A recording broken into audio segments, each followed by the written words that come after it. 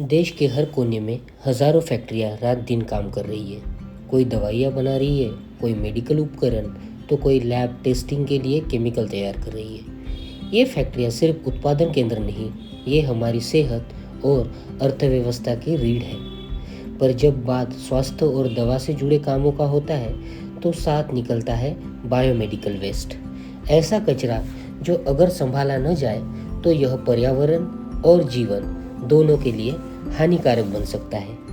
सो hello दोस्तों, welcome to your channel Speak Safe. और आज हम बात करने वाले हैं बायोमेडिकल वेस्ट के लीगल एंड स्टैट्यूटरी रिक्वायरमेंट के बारे में, डॉक्यूमेंटेशन प्रोसीजर के बारे में और कौन से डॉक्यूमेंट्स और दस्तावेज फैक्ट्रीज में आपको मेंटेन करने होते हैं इसके बारे में। तो ज़्यादा समय व्यतीत ना करते हुए चलिए वीडियो को शुरू करते हैं। तो चलिए सबसे पहले समझते हैं बायोमेडिकल वेस्ट के बारे में। तो क्या होता है असल में बायोमेडिकल वेस्ट और इसे कैसे हम हैंडल कर सकते हैं। तो फैक्ट्री में बायोमेडिकल वेस्ट केवल अस्पतालों तक सीमित नहीं होता। फार्मास्यूटिकल और मेडिकल इक्विपमेंट बनाने वाली फैक्ट्री भी ऐसा कचरा उत्पन्न करती है जो बायोमेडिकल वेस्ट रूल्स के अंतर्गत आता है। और इसमें शामिल होता है केमिकल वेस्ट जैसे कि सॉल्वेंट हो गया, रेसिड्यूज हो गए और लैब रिएजेंट्स हो गए।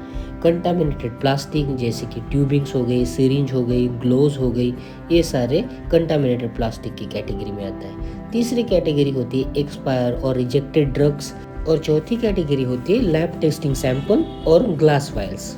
तो चलिए अब हम समझते हैं बायोमेडिकल वेस्ट के लीगल कंप्लायंसेस के बारे में। क्यों बायोमेडिकल के लीगल कंप्लायंसेस इतने इम्पोर्टेंट हैं। तो अगर इस वेस्ट को आप बिना ट्रीटमेंट खुले में फेंका जाए तो यह न सिर्फ पर्यावरण को दूषित करता है बल्कि फैक्ट्री के लिए भी कानूनी कार्रवाई करने का कारण बन सकता है। और भारत में इस पर लागू होता है बायोमेडिकल वेस्ट मैनेजमेंट रूल 2016 और इसी रूल्स में कुछ अमेंडमेंट्स हुए हैं, जैसे कि 2018 में कुछ अमेंडमेंट्स हुए हैं, 2019 में कुछ अमेंडमेंट्स हुए हैं और कुछ अमेंडमेंट रिसेंट में 2023 में हुए हैं। और आने वाले वीडियोस में हम इन अमेंडमेंट्स में क्या क्या रूल्स में चेंजेस हुए हैं उन्हें कवर करने की कोशिश करेंगे।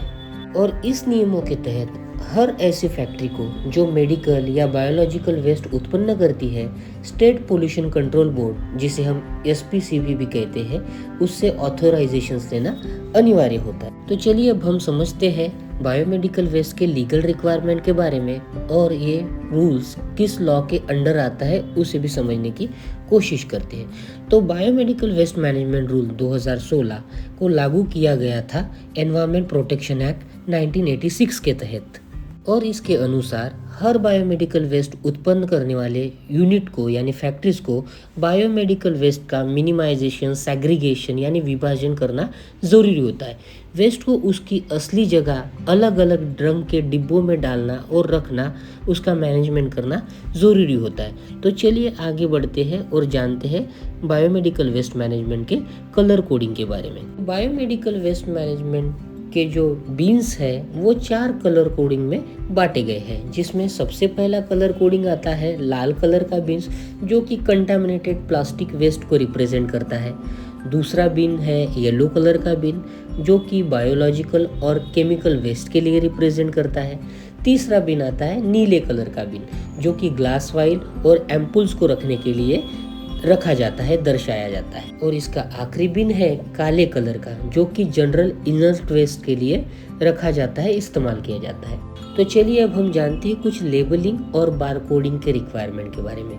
तो हर वेस्ट बैग पर बायो हजार्ड सिंबल और बारकोड होना जरूरी होता है। वेस्ट केवल ऑथोराइज्ड व्हीकल से ही common biomedical waste transport facility तक भेजा जा सकता है। स्टोरेज लिमिट की अगर बात की जाए तो फैक्ट्री से निकलने वाला वेस्ट अधिक से अधिक आप 48 आवर्स तक ही किसी भी फैक्ट्रीज में रख सकते हैं। एनुअल रिपोर्टिंग की बात की जाए तो हर साल पोल्यूशन कंट्रोल बोर्ड को रिपोर्ट भेजना कि हमने कितना बायोमेडिकल वेस्ट जनरेट किया, उसका कंप्लीट ब्यौरा भेजना ज़रूरी होता है। इसके अलावा स्टेट वाइज कुछ अलग रेगुलेशंस भी आते हैं, जैसे कि कुछ स्टेट में बायोमेडिकल वेस्ट जनरेशन का डेटा आपको आपके कंपनी के वेबसाइट पर दर्ज करना ज़रूरी होता है।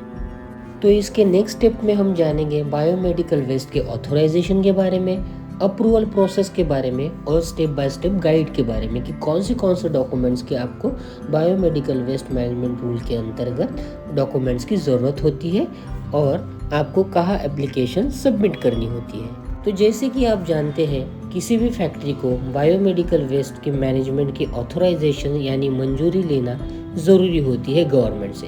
तो इसके सबसे पहली स्टेप आता है ऑनलाइन एप्लीकेशन सबमिशन। तो फैक्ट्री को पोल्यूशन कंट्रोल बोर्ड की वेबसाइट जैसे कि MPCB, UPPCB, GPCB पर फॉर्म 2 के माध्यम से आवेदन करना होता है, जिसके लिए कुछ व्यतिरिक्त डॉक्यूमेंट्स की आपको ज़रूरत होती है। चलिए देखते हैं कि वो कौन से डॉक्यूमेंट्स है जिसकी एप्लीकेशन प्रोसेस के दौरान आपको ज़रूरत पड़ती है। तो सबसे पहली होती है फैक्ट्री रजिस्ट्रेशन सर्टिफिकेट कॉपी। दूसरे नंबर पर आती है कंसेंट टू ऑपरेट की कॉपी, जिसे हम CTO भी कहते हैं, जो कि under water and air act के कॉन्सेप्ट में आता है। तीसरी रिक्वायरमेंट होती है लेआउट प्लान, जो कि वेस्ट स्टोरेज एरिया को इंडिकेट करता है, जहां पर हमने फैक्ट्री प्लान के अकॉर्डिंग डेडिकेटेड वेस्ट एरिया बनाया है। क्या वो इनफ है, कितने टाइप्स के हजार्डस वेस्ट वहाँ पे हम इकट्ठा कर सकते हैं, कितने बायोमेडिकल वेस्ट हम कहाँ इकट्ठा करेंगे। तो ये सारे चीज़ों का ब्यौरा वो फ्लोर प्लान में, लेआउट प्लान में आपको देना होता है। उसकी भी कॉपी आपको वहाँ सबमिट करनी होती है। और नेक्स्ट डॉक्यूमेंट्स आपको सबमिट करना होता है agreement copy with common biomedical waste facility, जिसे हम CBWTF भी कहते हैं, जो कि डे टू डे बेसिस पर जनरेट होने वाला बायोमेडिकल वेस्ट आपका डेली बेसिस पर विद इन 48 आवर्स में कॉमन बायोमेडिकल वेस्ट फैसिलिटी लेकर जाएंगे। उनके लिए आपको उनसे एग्रीमेंट करना होता है और जिसकी कॉपी आपको सबमिट करनी होती है। इसके बाद वाली जो स्टेप होती है वो होती है डॉक्यूमेंट स्क्रूटिनी की। बोर्ड यानी गवर्नमेंट के अधिकारी सभी कागजों को संलग्न रिपोर्ट से जांच करते हैं, यानी जो भी रिपोर्ट्स या जो भी डॉक्यूमेंटेशन आपने कंप्लीट किया है उसका ऑथराइजेशन, उनकी प्रोसेस, उनका अप्रूवल, उनका ऑथेंटिकेशन, सब चीज़ें वो चेक करते हैं। और उसके बाद में साइट इंस्पेक्शंस के लिए वो आपके साइट्स पर विजिट करते हैं।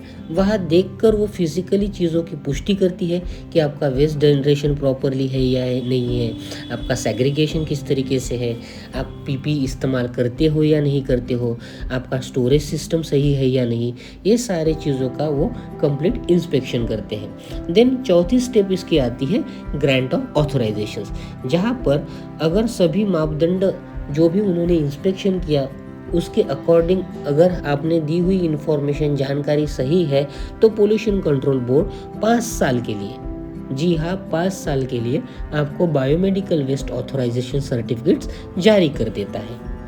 आपको ग्रांट मिल गई, इसका मतलब ये नहीं होता है कि आपका काम खत्म हो गया है।